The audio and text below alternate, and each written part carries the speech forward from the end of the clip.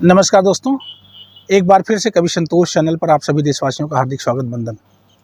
कहते हैं शौक अगर इंसान को कातिल बना दे, शौक अगर इंसान को जुल्म करने पर मजबूर कर दे, परेशान कर दे और इंसान के अंदर ये हैवानियत सवार हो जाए, उसकी शौक की वजह से अगर वो हैवान बन जाए, तो कहीं ना कहीं से ये सोचनीय विषय है।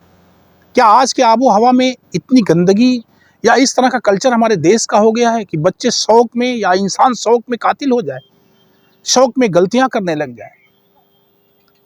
बहुत कुछ जीवन के इस पड़ाव पर पहुंच करके इस समाज में घटने वाली तमाम तरह की घटनाओं को मैंने देखा है, लेकिन आज जिस घटना की जिक्र हम करने जा रहे हैं, वास्तव में मुझे लगा कि ये घटना दर्द भरी कहानी, एक ऐसे बाप की कहानी है जिसके पास सिर्फ इकलौता बेटा है और वो बेटा अपने शौक के लिए अगर अपने बाप का कत्ल करे तो कितना दुख है, कितनी पीड़ा है। आइए, मैं जिस घटना की जिक्र आप लोगों से करना चाह रहा हूं वो कहानी है 21 मार्च 2024 की।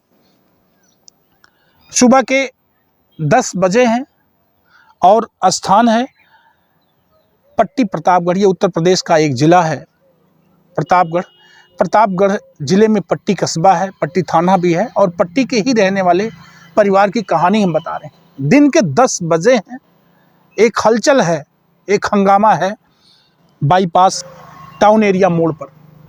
एक हलचल होती है और एक बच्चा चिल्ला रहा है, पिताजी गिरे पड़े हैं। लोगों की भीड़ आ रही है और बच्चे ने आवाज़ दिया कि मेरे पापा को, मेरे अब्बू को किसी ने गोली दाग दी। दागने वाले लोग इधर भगे, भीड़ इकट्ठा होने लग गई। प्रशासन के लोग आ गए, सिपाही आ गए, पुलिस आ गए, बहुत लोग इकट्ठा हो गए।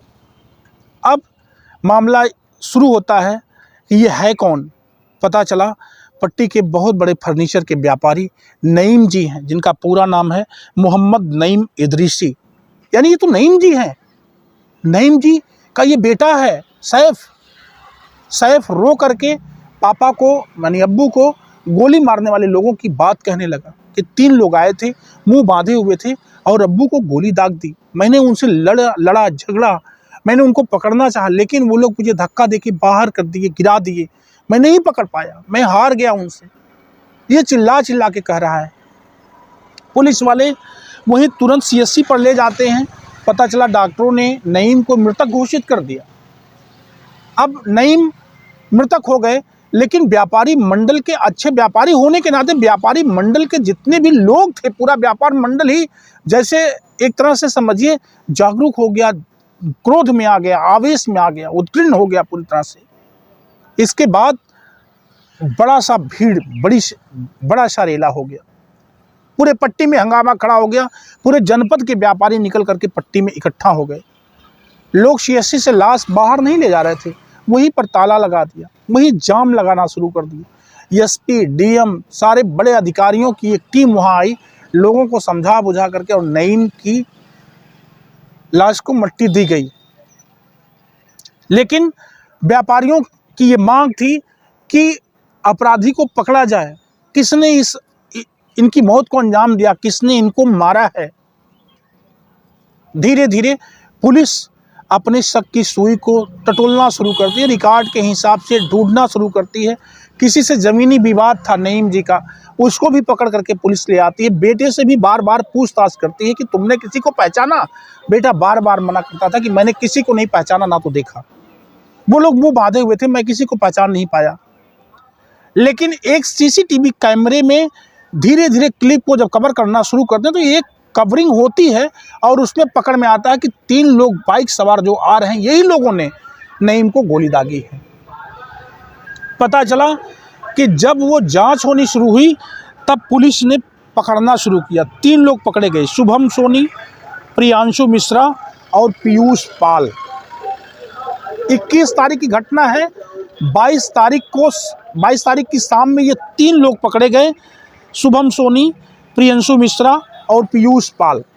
ये तीनों जब पकड़े गए और उधर सैफ को भी पुलिस अपनी कस्टडी में रख रही है, क्योंकि पुलिस को शक है कि सैफ कहीं कातिल तो नहीं, बेटा कहीं कातिल तो नहीं। इसके बाद पूछताछ शुरू होती है। जब पूछताछ शुरू की जाती है तब पता चला वो बहुत हृदय विदारक है।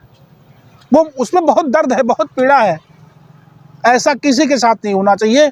नईम की इकलौती संतान था सैफ, और सैफ ने जो बताया या और उसके साथ के सहयोगी जो पकड़े गए वो लोग जो बताए, वो बहुत ही आश्चर्यजनक था, हैरान कर देने वाली वो गवाही थी जो शुभम सोनी ने बताई। शुभम सोनी ने कहा कि सैफ ने अपने अब्बू के मर्डर के लिए 6 लाख रुपए की सुपारी दी थी।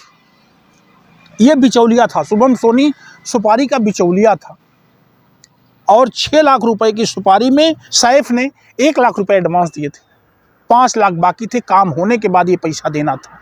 और सैफ ने उन लोगों को बताया था कि मैं ही तो मुख्य आरोपी या मुख्य गवाह रहूंगा, जब मैं मुख्य गवाह रहूंगा तो मैं पहचानने से इनकार कर दूंगा, आप लोग बच जाओगे। पापा को लेकर के स्कूल मुझे ऐसे जाना है, उसके 2 दिन पहले उसके पंजे में कील लग जाती है।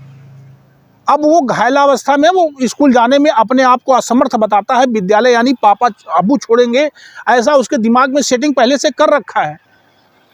और जब पुलिस वालों ने, शुभम सोनी ने जो बताया, वो हैरान करने वाली बात थी। और सबसे बड़ा सवाल तो यह था कि आखिर सैफ ने ऐसा क्यों किया।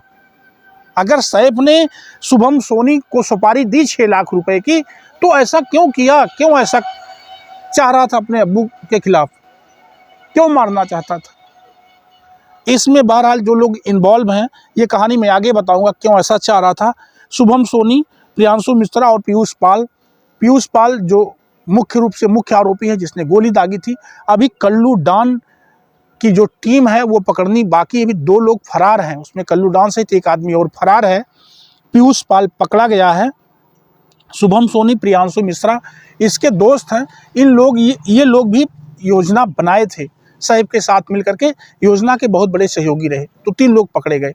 अब जब सैफ को पुलिस ले जाकर के ये बात पूछना चाहती है कि ऐसा अपने अब्बू के साथ आपने क्यों किया, उसने कहा कि अब्बू मेरे शौक पर मुझे बंधन लगाते थे, बाउंडेशन लगाते थे, मुझे मेरा शौक नहीं पूरा करने देते थे, इसलिए मैंने इस घटना को अंजाम दिया। दुख इसमें इतना है कि इकलौता बेटा अपनी शौक के लिए अगर अपने बाप को मौत के घाट उतारता है तो जमाने को क्या हो गया है।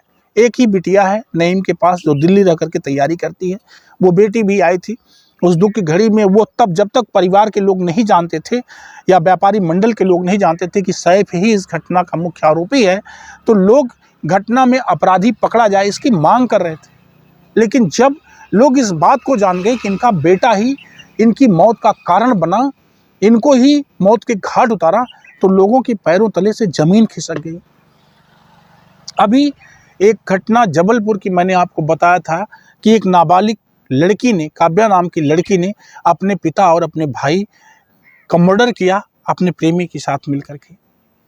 ठीक इसी तरह से एक नाबालिग बेटा यानी कक्षा 11 में पढ़ने वाला छात्र अपने दोस्तों के सहयोग से अपने पापा का मर्डर करता है। अभी एक घटना बहुत तेजी से बदायूं की वायरल हो रही है, हर चैनल से आपको मिल रही है। 2 बच्चों की निर्मम हत्या साजिद नाम के एक व्यक्ति ने कर दी है। तो ये कहीं ना कहीं से जो देश में हत्याओं का दौर चल रहा है, जो नए बच्चे बिना सोचे समझे इस तरह की घटनाओं को अंजाम दे रहे हैं, आखिर ये कितना दुखद है, इसका परिणाम कितना दुखद है। इस कहानी को बताने का मकसद सिर्फ इतना था कि संदेश से आपकी अंतर चेतना जागरूक हो जाए और लोगों तक ये मैसेज पहुंचे। मेरा ये मकसद नहीं था कि किसी की भावना को ठेस पहुंचे। बाकी ये कहानी कैसी लगी हम आपसे कमेंट में ज़रूर जानना चाहेंगे। अगली कहानी जल्द आपके सामने होगी। तब तक के लिए जय हिंद, जय भारत।